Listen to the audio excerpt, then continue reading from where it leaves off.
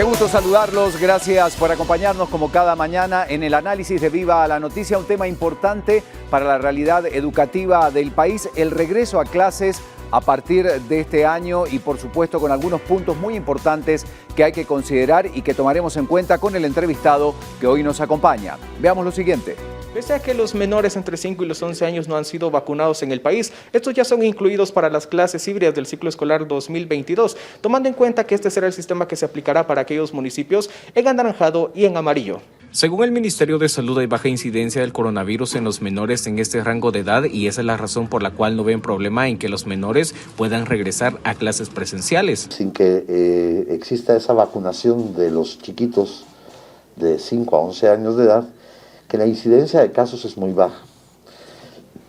Hoy podría yo mencionarles que haciendo una revisión de hospitalizaciones muy reciente en el Hospital Roosevelt, el Hospital General San Juan de Dios, a fin de monitorear casos de COVID en pacientes pediátricos menores de 11 años de edad, la ocupación es mínima. El Ministerio de Educación asegura que los protocolos híbridos que se han utilizado a su criterio han funcionado, por lo cual iniciará el ciclo escolar de esa forma. Los protocolos están probados y en híbrido estuvimos trabajando con niños de la preprimaria, con niños de la primaria, con los adolescentes de los básicos. Y vuelvo a decirles, hemos monitoreado tanto en colegios como en escuelas públicas. Los protocolos funcionan, los niños los atienden, los padres los respetan. Entonces, no hay ninguna razón porque los niños de la preprimaria y primaria se queden encerrados cuando que los protocolos están listos para atenderlos. El ciclo escolar comenzará el 14 de enero para el sector privado y el 15 de febrero para los establecimientos públicos. El ciclo comenzará también con la precariedad de algunos centros educativos. Sin embargo, según las autoridades de educación, buscan remozar 4,000 establecimientos más que se sumarían a 2,000 que ya fueron reparados. Además, enfatizaron en que no pueden obligar a los padres de familia a enviar a sus hijos a las clases presenciales. Para el ciclo escolar 2022 se prevé que la matrícula sea de 2.6 millones de estudiantes de preprimaria y primaria.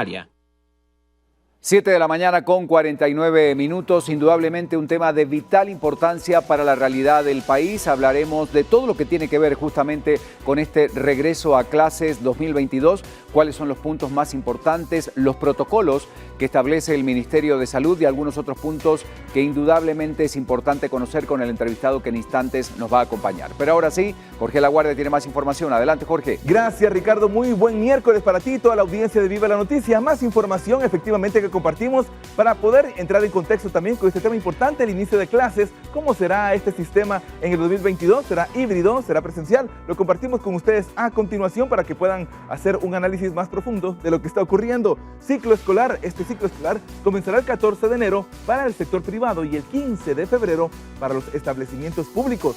El ciclo escolar comenzará también con la precariedad de algunos centros educativos. Sin embargo, según las autoridades de educación, buscan remozar 4,000 establecimientos más. Autoridades de educación también han enfatizado en que no pueden obligar a los padres de familia a enviar a sus hijos a las clases presenciales. ¿Qué está ocurriendo? Obviamente siempre tenemos un experto para que les dé un análisis profundo, Ricardo. Así que regreso contigo. Muchas gracias, Jorge. Saluda al licenciado Oscar López, director educativo público. Gracias por acompañarnos esta mañana. El tema que hoy tenemos que abordar, cómo afecta el tablero de alerta sanitaria a las clases del presente año. Buen día. Bueno, buen día. Es un gusto nuevamente estar con ustedes y pues realmente la actualización viene a cambiar el tema de también los acuerdos ministeriales que se están realizando. En este caso, el Ministerio de Salud ha publicado recientemente un tablero que cambia de alguna forma el semáforo. Y ya en este semáforo que tenemos, ya se permite desde color naranja el poder tener atención a los estudiantes a nivel nacional, siempre y cuando se cumpla con cierto distanciamiento dentro de las aulas. Hay puntos importantes que tocar. ¿Cómo se desarrollan hasta el momento las clases en el sector público y también en el privado? Bueno, en este año, pues el Ministerio de Educación ha generado 2 calendarios escolares. Uno de ellos es para el sector privado, que inicia clases en el mes de enero y finalizará en el mes de octubre. Y el segundo es directamente para el sector público, que iniciará clases el 22 de febrero y terminará el último día hábil de noviembre. Mientras los semáforos se van concretando, por lo menos en el departamento de Guatemala vemos que ya hay municipios en naranja y nuevamente en rojo.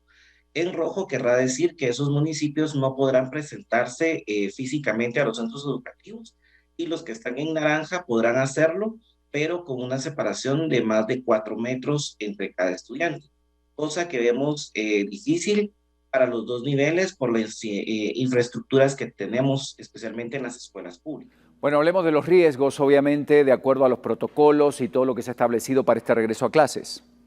Bueno, riesgos hay varios. Lamentablemente el Ministerio de Educación en estos 2 años no ha tenido la capacidad de poder apoyar a todos los centros educativos en su infraestructura. Y el primer punto es ese, la infraestructura inadecuada, ya que tenemos aulas, por ejemplo, que llegan hasta 60, 70 estudiantes y trabajar por medio de este semáforo, pues nos va a impedir el poder atender a todos los estudiantes de una buena manera. Segundo punto importante es que no contamos con servicios básicos. Dentro de los servicios básicos, el que no puede faltar en este momento es el agua entubada, el agua potable, que la mayor parte de los 33,000, 34,000 centros educativos que hay a nivel nacional no cuentan con este servicio, que es vital para el tema de alimentación, para el tema de saneamiento de todo el edificio escolar, y no digamos así, para el lavado de manos que nos está recomendando el Ministerio de Salud para evitar contagios de COVID. Adicional, servicios como Internet, ¿verdad? Para poder continuar de alguna manera las clases híbridas, que esto quiere decir que voy a presentarme en algún momento al centro educativo, pero voy a continuar mi trabajo en casa. Y también el servicio de energía eléctrica que no llega a las comunidades todavía. Hay muchos aldeas, caseríos que no tienen este servicio y no podemos hablar ni siquiera de un teléfono inteligente, ¿verdad? Hablemos de las medidas y los recursos que cuentan en el sector educativo público y justamente cuáles son los elementos más importantes a la hora de abordar este tema. Bueno, las medidas, las que el mismo Ministerio de Salud ha dado al Ministerio de Educación, pues es el distanciamiento entre los estudiantes, generar grupos, ¿verdad? A estos grupos que podrían llegar, por ejemplo, solo un día a la semana, se les denominan burbujas, el poder trabajar siempre en burbujas, el tener alcohol en gel al ingreso del establecimiento, la toma de la temperatura, estos, pues digamos, suministros que se necesitan, las escuelas las están comprando directamente de los fondos de gratuidad, entonces no tenemos ahora mayores recursos y esos fondos que eran de gratuidad, que eran para el saneamiento del centro educativo, que eran para papelería, cuestiones administrativas, cambio de foco, alguna reparación, se ve como que pues mutilado, ¿verdad? Ese presupuesto, porque ahora hay que comprar adicional estos recursos de prevención. Adicional a ello, por ejemplo, tiene que contarse con un lugar específico dentro de los centros educativos que sea un área de aislamiento, en donde miremos, por ejemplo, estudiantes que tengan posiblemente síntomas, puedan llegar directamente a ese lugar para poder estar aislados del resto de sus compañeros, mientras pues llega alguien directamente a hacer la prueba o trasladarlo a una unidad asistencial y poder aplicar el protocolo para verificar si tiene o no COVID-19. Adicional a eso, también se tendrá que buscar las estrategias educativas para que el desarrollo de los contenidos pueda continuar y que de alguna manera al momento que se detecte un estudiante con COVID-19 dentro del grupo de alumnos presenciales, pues se tendrá que interrumpir la actividad presencial y deberá continuarse en casa trabajando directamente esos contenidos a través de guías de estudio, alguna plataforma o como se venía haciendo en los años anteriores, inclusive hasta por redes sociales. Muchas gracias al licenciado Oscar López, es el director educativo público. Hablamos de las clases híbridas para este año 2022, un tema que realmente importa y hay que tomar en cuenta.